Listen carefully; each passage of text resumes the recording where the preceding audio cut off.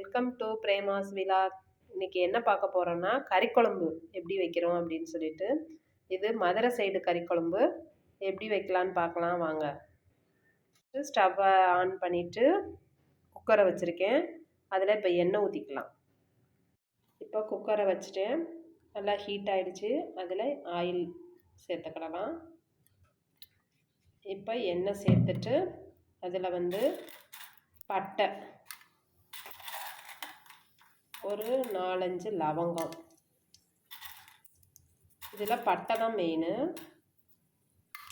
பட்டை சேர்த்துக்கிட்டோம், லவங்கம் சேர்த்துக்கிட்டோம். நல்லா இது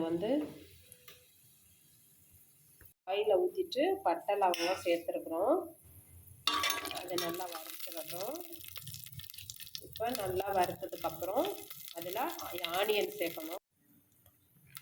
இப்போ வெங்காயம் சேர்க்குறோம்.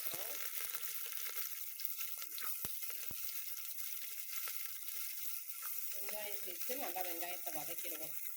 இப்போ நல்லா வெங்காயம் வதங்கினோடனே தக்காளி சேர்த்துக்கலாம். தக்காளிக்கு நல்லா சால்ட்டு சேர்த்துக்கலாம். தக்காளி நல்லா வதங்கணும்னா கொஞ்சம் சால்ட்டு சேர்த்தோன்னா சீக்கிரம் வதங்கிடும். இப்போ இஞ்சி, பூண்டு, வெங்காயம், தக்காளி, ஒரு தக்காளி ஆல்ரெடி தக்காளி போட்டிருக்கோம், அதனால் இதில் ஒரு தக்காளி மட்டும் அரைச்சிக்கிடலாம். இதை பூரா பேஸ்ட்டாக அரைச்சி எடுத்துகிட்டு வந்திருக்கேன். இப்போ தக்காளி வதங்கிடுச்சு. இப்போ இஞ்சி பூண்டு பேஸ்ட்டு பெப்பர்லாம் அரைச்சி செஞ்சாலும் அந்த பேஸ்ட்டு இதில் சேர்த்துக்கலாம்.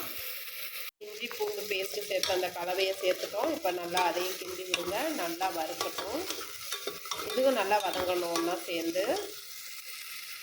இப்போ இஞ்சி பூண்டு பேஸ்ட்டு நல்லா வதங்கிடுச்சு. இப்போ கறியை சேர்த்துக்கலாம். நான் கழுவி வச்சுருக்கேன், சிக்கன் கழுவி வச்சுருக்கேன், அதை சேர்த்துக்கலாம்.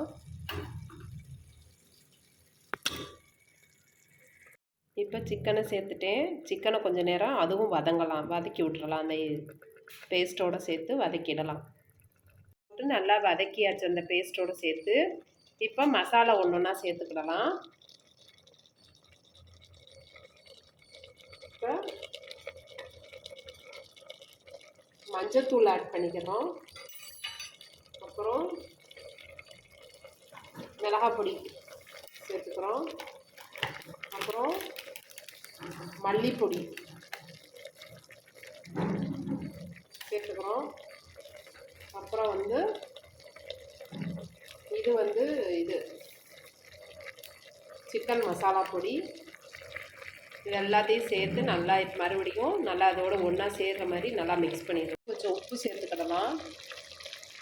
சேர்த்துட்டு இப்போ தண்ணி சேர்த்துக்கிடலாம்.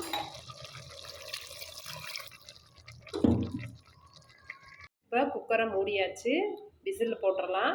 ஒரு 5 விசில் வந்தோடனே இறக்கிடலாம். குழம்பு ரெடி ஆயிடுச்சு. நீங்களும் செஞ்சு பாருங்கள், ரொம்ப டேஸ்ட்டாக இருக்கும். தேங்க்யூ. எங்கள் சேனலுக்கு சப்ஸ்கிரைப் பண்ணுங்கள். தேங்க்யூ.